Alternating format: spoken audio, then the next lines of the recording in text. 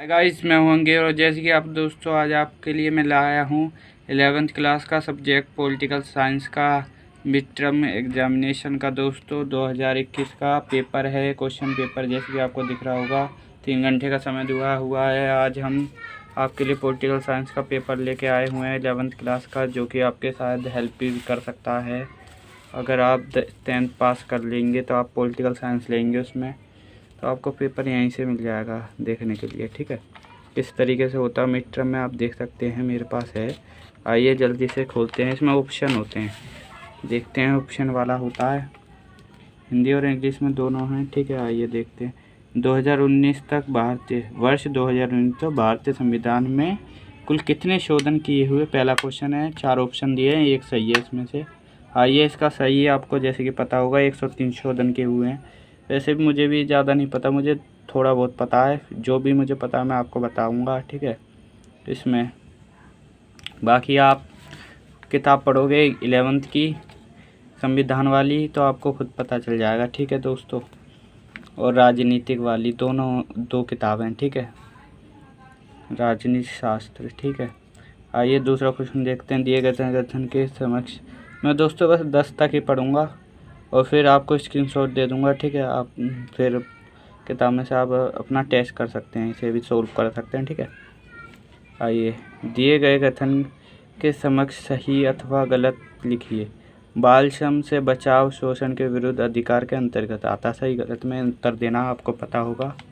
तो ये सही है, क्योंकि बाल श्रम जो बच्चा छोटा होता है 14 साल से कम, वो उसका शोषण होता है। ठीक है, जैसे कम मजदूरी दे देते हैं, ठीक है, या काम करवाते हैं।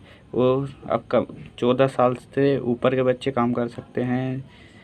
वैसे तो 18 साल तक के काम, मगर काम करते हैं आजकल के बच्चे, जो उनकी आर्थिक स्थिति अच्छी नहीं होती है घर की। ठीक है, इस वजह से उन्हें काम करना पड़ता है। उम्मीद है आपको पता होगा। राष्ट्रीय मानव अधिकार, 14 साल तक के बच्चे को शिक्षा देने का अधिकार हैगा, सरकार ने कहा गया सब शिक्षा अभियान। ठीक है, 14 साल तक के बच्चे को काम पर नहीं लिया जा सकता। उम्मीद है आपको पता होगा। आइए आगे बढ़ते हैं। राष्ट्रीय मानव अधिकार आयोग का गठन किस वर्ष हुआ? ये दोस्तों इसमें मेरे को थोड़ा डाउट है, मगर फिर भी मैं आपको रैंडमली बिना सोचे समझे बता रहा हूँ। ये मैंने यहाँ लगा रखा है 1985, 1985। ठीक है, when was the national human right commission eligibility. ठीक है, ये इंग्लिश में लिखा हुआ है, ये भी ऐसे बताना है। सिद्ध, तो इनमें से कौन संविधान का कार्य नहीं है? ये मैंने पूरा नहीं पढ़ा, बस यहीं तक पढ़ा। ठीक है, उम्मीद है आप समझ गए होंगे। इनमें से कौन संविधान का कार्य नहीं है? यह नागरिक के अधिकारों की गारंटी देता है। यह शासक के विभिन्न शाखाओं की शक्तियों के अलावा अलग अलग क्षेत्र का रेखांकन करता है। आइए देखते हैं और ऑप्शन देखते हैं। यह सुनिश्चित करता है कि सत्ता में अच्छे लोग आएँ। यह स्कूल साझा मूल्य को अभिव्यक्त करता है। तो ये गलत है, ये लिखना है हमें। यह सुनिश्चित करता है कि सत्ता में अच्छे लोग आएँ। ये जैसे कि पूछे गए, इनमें कौन सा संविधान का कार्य नहीं है? ये संविधान का बिल्कुल कार्य नहीं है। आगे बढ़ते हैं। बताइए संविधान के बारे में निम्नलिखित कथन सत्य है गलत? सरकार के गठन और उसकी शक्ति के बारे में संविधान एक लिखित दस्तावेज है। ये सही है, क्योंकि हमारे पास एक बहुत बड़ा वो है कागज़, उसकी किताब है हम पे संविधान की। ठीक है, तो वो लिखित रूप में भी हैगा हमारे पास, और उस संविधान खुद भी सुनिश्चित करता है कि उसके द्वारा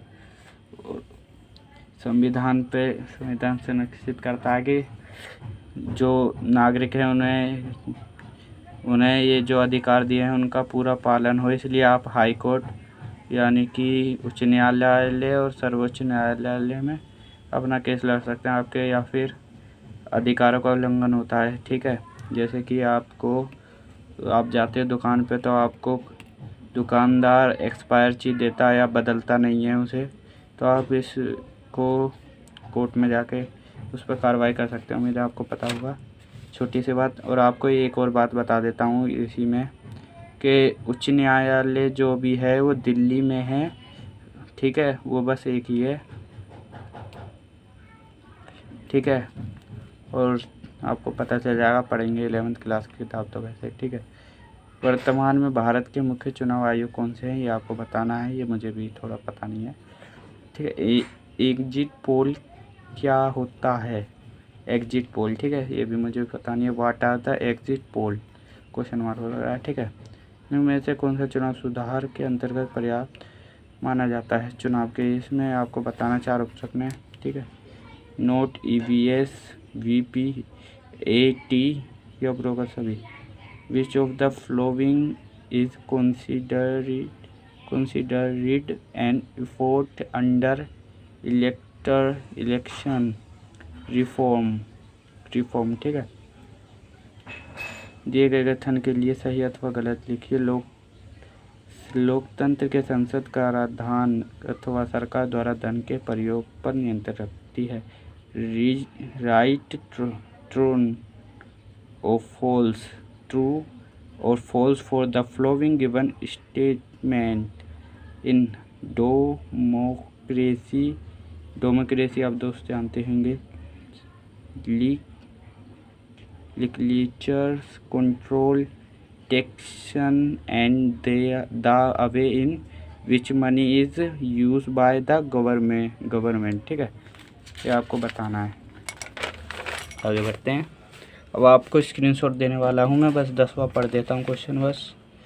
खाली स्थान को भरिए। वर्तमान में डैश लोकसभा निर्वाचित क्षेत्र है, ठीक है, ये आपको बताना है।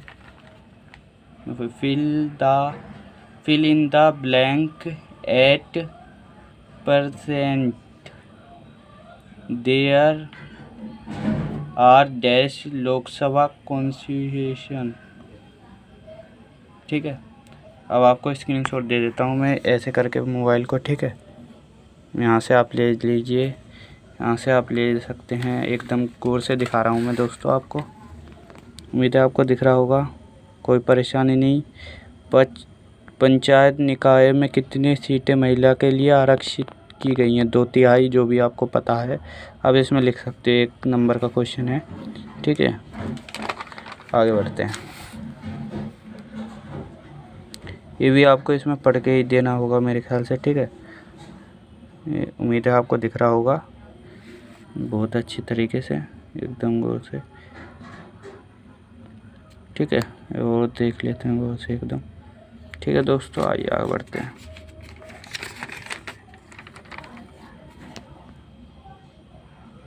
ये भी हो गया, चलो। ये थोड़ा देश राज्य के नीति निर्देश तत्वों का क्या उद्देश्य है, ठीक है। 4 नंबर के हैं, उम्मीद है आपको दिख पा रहे होंगे, ठीक है। हिंदी और इंग्लिश में आपको दिख रहे होंगे। और ये भी है 24वां क्वेश्चन, आपको मैं बता देता हूँ। सिविल सेवा का वर्गीकृत कैसे किया गया है। How the civil servant and classified, ठीक है, क्लासिफाइड है ना, ठीक है।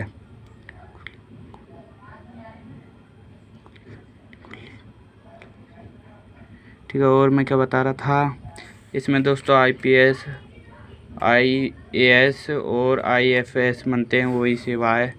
मेन प्रीलिम्स एग्ज़ाम होते हैं जिसमें, और इंटरव्यू, ठीक है। उम्मीद है आपको पता होगा, ये आपको बताना। हाउ 24वें और 36वें संशोधन द्वारा स्थानीय शासन के निकायों में महिला शक्तिकरण को कैसे बढ़ावा मिलता है, ठीक है। ये इंग्लिश में भी है, ठीक है। आगे बढ़ते हैं हम ज़रा। इस चित्र वाले ऐसे आते रहते हैं क्वेश्चन। ये दोस्तों मैं आपको क्यों दे रहा हूँ, आप सोच रहे होंगे। ये आपको ये लिए हेल्पफुल तो है, ये उन बच्चों के लिए भी हेल्पफुल है जो पॉलिटिकल साइंस पढ़ते हैं या फिर जो पेपर देते हैं ये पॉलिटिकल का, ठीक है।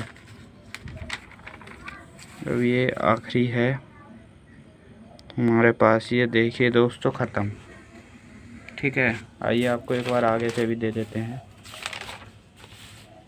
ठीक है। स्क्रीनशॉट ले लीजिएगा आप, ये वीडियो, ये, ठीक है।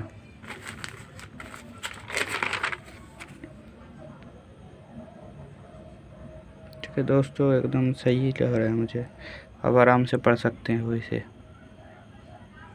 ठीक है। तो उम्मीद है आपको वीडियो अच्छी लगे तो दोस्तों चैनल को सब्सक्राइब कर देना।